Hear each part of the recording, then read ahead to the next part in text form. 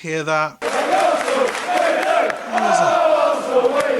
That is the sound of winning ways, people. Arsenal are on an upward trajectory. Can you believe it? Can you believe it? Because I can't. I predicted in the first 10 games, Arsenal would end up with 9 points. Based on what I saw in preseason. Now, I'm going to stick with that number because I'm a man of my word. But that number is going to be complete and utterly destroyed with the way how Arsenal are going on right now.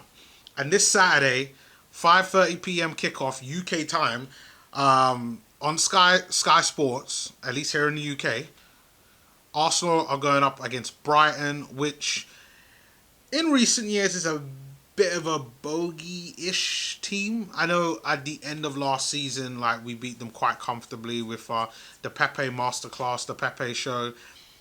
But this season, we got them now, and I have to say that Brighton have been playing incredibly well. On Monday, I'm recording this on Thursday, they faced Crystal Palace. They nicked a draw in the last moments of the game, and you have to say that it probably was a well-deserved draw. They were pretty even with Crystal Palace, and that got me to start thinking, what about the game against Brighton on Saturday?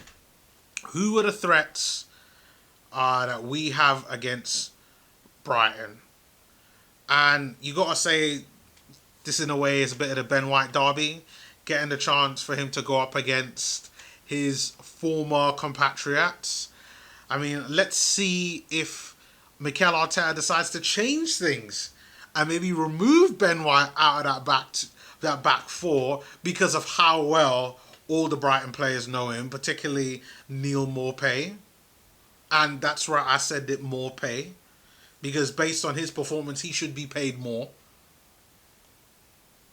But nevertheless, let's look at Brighton. So in the game against Palace, they had Gaia in goal. Oh, sorry, wrong sheet. My bad. So they had Robert Sanchez. I don't know who that is. Never heard of him. Shane Duffy. We know about Duffy. Lewis Dunk and Dan Burn started the game. Dunk and Duffy, I think, are a problem. Then at right wing back, you had Joel Veltman, who I think is a pretty decent right wing back. You got Pascal Gross, Adam Lallana. We obviously know his quality, former Liverpool player and Southampton player and England international. And then we got Mark Cucurella, who was the left wing back. Don't know much about him. Then up front, in a front three, is Leandro Trossard, Neil Maupay, and Danny Welbeck. And you have to say that maybe this is also the Danny Welbeck derby. Now, in the past season, Danny Welbeck has been pretty good for Brighton. Last season, played very well for them. They signed Danny Welbeck on a free transfer, and he's done pretty well here. Pretty well there at Brighton. We all know what Leandro Trossard could do. I think he's a solid player. Doesn't have all the quality that I think he should, but I think he's a solid player. And then you got Neil Maupay, who have to say is a good solid striker. Has got a bit of everything, holds the ball up well, scores goals, has the technical ability overall. Possibly someone that Arsenal might have looked at in the past, but now with how things are, you gotta say you don't see too much from that. Now I gotta say the definite threats are obvious. Maupay. You got Veltman there as the right wing back. He was the one that actually set up Maupay for the goal, and I mean, to be honest, he's been a pretty good right back, and he could also play left back there as well. Pascal Gross has been known to score some goals. Same thing with Leandro Trossard. Then we know Adam Lallana, but chances are he's not going to last 90 minutes. At least we'll see. And then there's Danny Welbeck, who, for me, even though I don't rate Danny Welbeck very highly, he has all the he has all the characteristics to be a top player. Physically, he's strong. He can head the ball, holds the ball up well. He's got some pace about him. But Bambi on ice, Danny Welbeck, struggles to score goals and put the ball in the back of the net. But you know what? Every dog has its day. And Saturday could be Danny Welbeck's day. And I wouldn't say that I'm concerned with Danny Welbeck, because I don't think anyone should be ever concerned about Danny Welbeck. I'm not concerned about Danny Welbeck, and you as Arsenal fans should not be concerned about Danny Welbeck. But I would have a bit of an air of caution on Danny Welbeck, along with Morpay and along with Trossard, because, like I said, every dog has its day, and there is no reason why those three players can't score against us. Even though I think that when you look at the starting 11 that we have, and that helped us to win the game against Spurs, when you have Tomiyasu, aka Tiramisu, aka, just as sweet as cotton candy, Takahiro Tomiyasu, just out here bodying our wingers. And I think he could do a number on Danny Welbeck, but who knows? Baby Drogba, Danny Welbeck could have his number there on that left hand side. Then you got Ben White, for me, who is probably the weak link in our defense, if I have to say. And I'm not sure if Ben White is good enough to be able to deal with Trossard, Welbeck, or even Morpay. I really don't know. So far, I know people say, he's been good, and he's been good on the attacking front. He's been good in terms of creating chances, but defensively, I'm putting it out there right now. But next to him is the Sentinel, Gabriel. You have to expect Gabriel to start.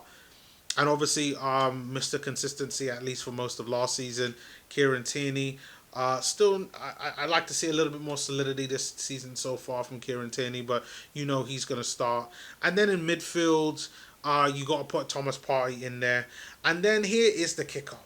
So as we all know, Granit Xhaka is out injured, and the talks are that he's out injured for about 3 months, potentially more, which if he's out for 3 months, that means he's probably not going to be back for about 3.5 to 4 months, really taking you to January is when the next time that we're going to see Granit Xhaka, which I think is absolutely fantastic. I don't think Xhaka, what he brings to the squad, is not pivotal to what Arsenal need, and I think giving other players a chance to be able to exercise their strength is the way forward. Now, I don't praise any player that gets injured, because I don't think it's a good thing. So I wish Granit Xhaka all the best and a speedy. I wish Granit Xhaka all the best and a recovery. I'm not going to say speedy, just recover overall. And I hope that you can have some type of football career after your contract runs out with Arsenal. You're 29 now years old. I cannot believe we gave this guy a new contract. I don't get it. Don't get it one bit. Nevertheless, in that midfield will either be El Nene, Sambi, or Maitland-Niles. Now, looking at how Brighton set up against Palace, and when you're looking at that midfield with Lallana and Pascal Gross, I gotta say that if you nullify Lallana, I think that's when things are gonna look good. Now for them, they're gonna probably look to nullify Odegaard, who, because Odegaard operates in that number 8, we're that halfway between the number 10 and the 6. I think that you have to try to stop him, but if you put Maitland-Niles in there, who I think that as long as Maitland-Niles doesn't get into the box, I think he's very good. And that's why I put him in there, to be able to silence the lamb known as Adam Lallana, and keep him quiet for the rest of the game, along with our Gross And then you still got Thomas Partey there who could create chances and obviously do put in defensive shifting as well, if need be, on Gross overall. Then you're going to have a three with, I'll keep it the same as the team that won against Spurs. You know, they would have had a whole week, so lots and lots of rest. But you have to say that you got to go with Saka on the right, Smith Rowe on the left with Odegaard as the 10, but kind of dropping back into an 8 so he could link up better with the midfield and then also link better with the attack. And then you're going to go with Aubameyang up top. And that would be your team.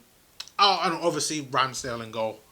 Just because Leno obviously looking to leave Arsenal. So you have to say that you kind of stick with him there since he's going to be the long-term successor for the role. But I will say this. I like that team that I've given. But if there were any other injuries and you know what, anything could happen, you know, I don't mind having Lacazette up top. I don't mind having Martinelli on the left. I don't mind having Pepe on the right.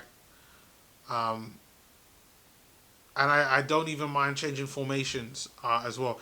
As long as if we change formations, we have to match what Brighton have been doing. So they've been playing overall with this kind of 3-4-3 formation. So I think for me that would probably be the best way for Arsenal to really go is in a 3-4-3 overall, and Tomiyasu and Tierney could also do those. So I think that in a way we're kind of set up for success. And if we play that way with 3 at the back, we could probably play in a way that protects Ben White. So you know, I'm seeing how it's all working, but let's see how it all works out. Prediction, how it's gonna go. I called this one originally when I was doing my preview of as a season I called this one as a draw.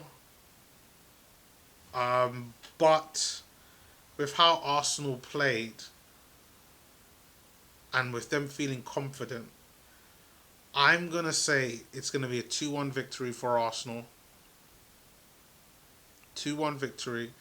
And the goals are going to come once again from Aubameyang. And we are going to see Smith Rowe score another goal. Because man like Smith Rowe just dominating. Just putting bodies out here. Don't worry, Lallana's going to be on the floor. He's going to have to retire after Smith Rowe gets through with him. So, yeah. But that's my prediction. Those are my thoughts on the recent news. Leave your comments below on your thoughts on the game. What do you think about starting lineup? Do you think anything should be different? How do you think about Xhaka getting injured? You know, I said I do hope that he has a recovery. At some point in the future, maybe near the end of the season, he has a recovery. And then, yeah. But leave your comments below on that. Leave your predictions below. And I will see you all next time on my next video, which there'll be a link in the description below.